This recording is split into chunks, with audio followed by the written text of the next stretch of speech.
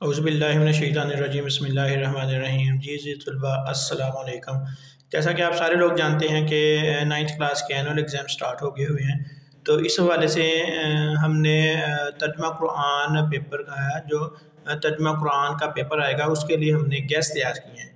तो ये तर्जुमा कुरान की बुक में जो बहुत इंपॉर्टेंट क्वेश्चन थे वो हमने आपके लिए सिलेक्ट किए हैं, और ये उन जो वीक बच्चे हैं उनको मद्देनज़र रखते हुए हमने ये शॉर्ट क्वेश्चन सिलेक्ट किए हैं। तो ऐसे बच्चे थे, अमूमन सारे जो लायक बच्चे होते हैं या नालायक बच्चे होते हैं, वो जो इस्लामिक का सब्जेक्ट हो, उर्दू का सब्जेक्ट हो या तर्जुमा कुरान का सब्जेक्ट हो, तो इसको वो इतनी ज़्यादा तवज्जो सारा साल में नहीं देते। सारा साल में फिजिक्स, केमिस्ट्री, कंप्यूटर, बायो में लगे रहते हैं, इसको वो इग्नोर करते रहते हैं। अब जब पेपर के दिन आ जाते हैं फिर वो देखते हैं कि हमने तो जो सिलेबस पढ़ा ही नहीं हुआ, हमें तो पता ही नहीं कि क्वेश्चन किस किस किस्म के आएंगे, कौन कौन से क्वेश्चन आएंगे, तो हमें पता ही नहीं है। तो ना तो उनको ये पता चलता है कि कौन से क्वेश्चन इंपॉर्टेंट थे, ना उन्होंने बुरी तवज्जो के साथ पढ़ा होता है। खुसूसन जो वीक स्टूडेंट हैं उन्होंने तो पढ़ा ही नहीं ना होता, उनके लिए मैं गेस्ट लेके आया हूँ। गेस्ट पेपर हैं तो बहुत इंपॉर्टेंट है, वो अगर जो मेरे बताए हुए ये क्वेश्चन कर लेंगे तो इंशाल्लाह वो तर्जुमातुल कुरान के 50 मार्क्स में से 50 के 50 मार्क्स वो ले सकते हैं। मेरे बताए हुए तरीके से आप तैयारी करें, इंशाल्लाह आपको बहुत फ़ायदा होगा। तो चलें, ये तर्जुमा कुरान के जो गैस हैं ये शुरू करने से पहले मैं आपको तर्जुमा कुरान की जो मैंने पेयरिंग स्कीम बनाई थी वो पिछले लेक्चर में मैं रिकॉर्ड करवा चुका हूँ, आप उसको देखें। उसके मुताबिक मैंने ये दिया है, सारे गैस मैंने उसी के मुताबिक तैयार किए हैं। तो एक दफ़ा गो थ्रू करते हैं उस जो पेयरिंग स्कीम मैंने अपलोड की हुई थी, आप भी उसका करें पहले। वो पेयरिंग स्कीम आप करोगे तो आपको ये क्वेश्चन सॉल्व करने में आसानी होगी। पेयरिंग स्कीम की तरफ चलते हैं, तो आपको पेयरिंग स्कीम में कुछ इस तरीके से मैंने बताई थी कि MCQ जो थे ये 10 मार्क्स के आने थे, ठीक है। उसके बाद मुख्तसर सवालात थे, ये 8 आने थे, उसमें से आपने 5 करने थे, 8 मुख्तसर सवालात में से 5 करने थे। उसके बाद तर्जमान है, कुरानी आयत का तर्जमान है,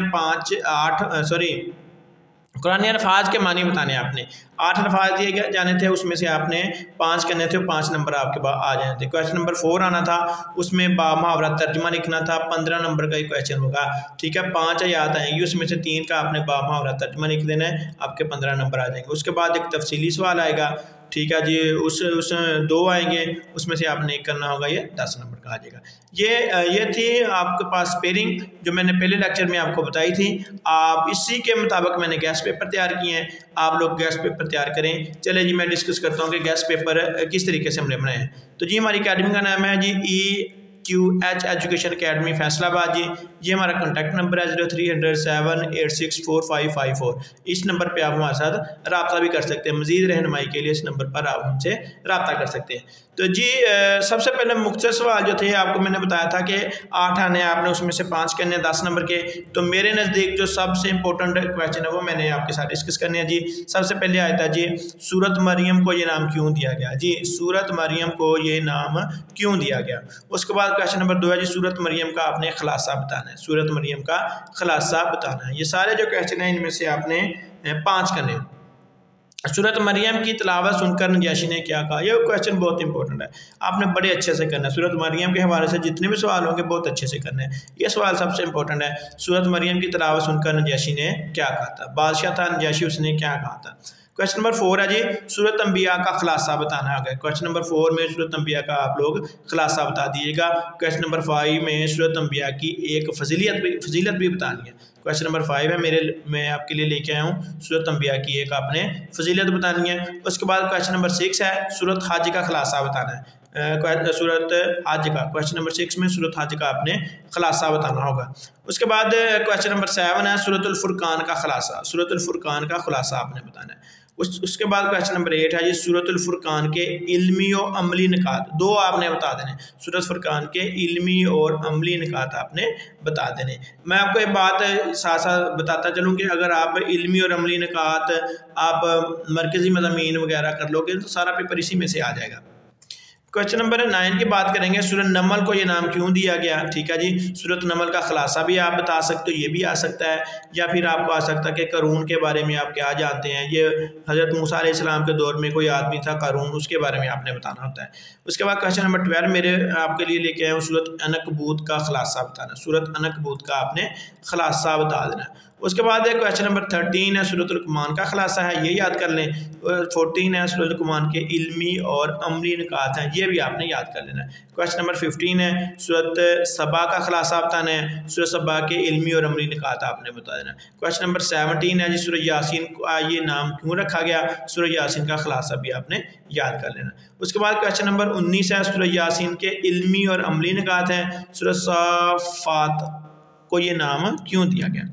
उसके बाद तर्जमा भी आ सकता है, कुछ आयात आपको दी जाएगी उनका तर्जमा भी आ सकता है। ये इस हवाले से मैंने 5 या 6 आयात हैं आपके लिए रखी हुई हैं। काला इन्नी अब्दुल्लाह, काला इन्नी अब्दुल्लाह, इसका तर्जमा आपने बता देना है। काला का तौतीता सूला का या मूसा, इसका तर्जमा आपने याद कर लेना है, ठीक है। वहुवल्लज़ी खलक़ल लैला वन्नहारा वश्शम्सा वल्क़मर, इस आयत का आपने तर्जमा याद कर लेना है, ठीक है। उसके बाद क्वेश्चन नंबर 24 है उलाइका अस्हाबुल जन्नत खालिदीन फ़ीहा, ठीक है, इसका तर्जमा आपने याद कर लेना, यही वो लोग हैं जो जन्नती हैं और हमेशा जन्नत में रहेंगे।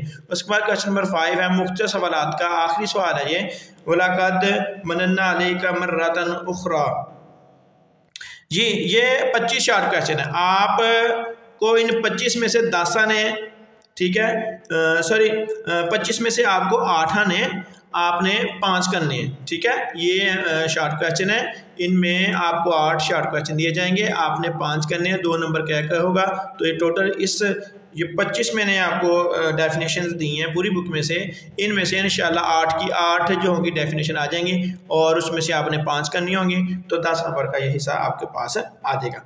उसके बाद हिस्सा इंशाइया आपके साथ डिस्कस करना जाएँ तो सूरत इंशाइया में आपको 2 सवाल दिए जाएंगे, 2 सवाल दिए जाएंगे, आपने एक क्वेश्चन करना होगा। 2 सवाल दिए जाएंगे, आपने उसका एक सवाल करना है, ये 10 नंबर का सवाल आएगा। इंशाइया हिस्सा जो होगा ये 2 सवाल आएंगे, आपने एक करना है 10 नंबर का। तो सबसे पहले सूरत मरियम वाला सवाल आएगा, ये उसका तारुफ पूछा जाएगा, खुलासा पूछा जाएगा, मरकजी मजमून पूछा जाएगा, ठीक है, ये 10 नंबर का ये भी आ सकता है। उसके बाद सूरत अनकबूत, ये भी 10 नंबर का सवाल आ सकता है, इसमें भी सूरत अनकबूत में भी आपने तारुफ बताना है, खुलासा बताना और मरकजी मजमून बताना है। उसके बाद सूरत यासीन आ जाती है, सूरत यासीन का भी आपने तारुफ, खुलासा, मरकजी मजमून बताने हैं। सूरत नमल आ जाती है, इसका भी तारुफ, खुलासा और मरकजी मजमून। उसके बाद सूरत अल-कसस आ जाती है, उसके बाद तारफ़, खुलासा, मरकज़ी मज़मून आपने, और आखिरी सवाल है आपके पास सूरत अल-अंबिया का भी तारफ़, खुलासा और मरकज़ी ख्याल। ये 6 क्वेश्चन मैंने बताए हैं, 6 क्वेश्चन लॉन्ग मैंने बताए, इनमें से 2 आ जाएंगे, 2 में से भी आपने एक करना होगा। 6 में से 2 आपको पेपर में आ जाएंगे इंशाल्लाह, उनमें से भी आपने एक करना होगा 10 नंबर का। और उससे पहले मैंने ये शार्ट क्वेश्चन बताए थे, ये 25 शार्ट क्वेश्चन बताए हैं, इनमें से आपने 5 करने होंगे। तो देखो यही हैं बहुत इंपॉर्टेंट सवाल थे जिनको आप तैयार कर लोगे, लायक से नालायक बच्चे, कमज़ोर से कमज़ोर बच्चे भी इनको करेंगे तो वो पास हो जाएंगे इंशाल्लाह। तो जो नंबर लेने वाले बच्चे हैं वो 50 में से 50 नंबर कैसे लेंगे, वो यही टेक्निक है जिसको वो फॉलो करके इसमें से पूरे के पूरे जो नंबर होंगे वो इसमें से ले सकेंगे। तो जी मज़ीद मालूमात के लिए आप मुझसे मेरे नंबर के ऊपर कॉन्टैक्ट कर सकते हैं, तो इंशाल्लाह हर वक्त आपको आपके सवालों का जवाब दिया जाएगा। तो ये आपसे सवाल याद कर लें, इंशाल्लाह आपके अच्छे मार्क्स आ जाएंगे। जी फ़ी अमानिल्लाह, अस्सलाम वालेकुम।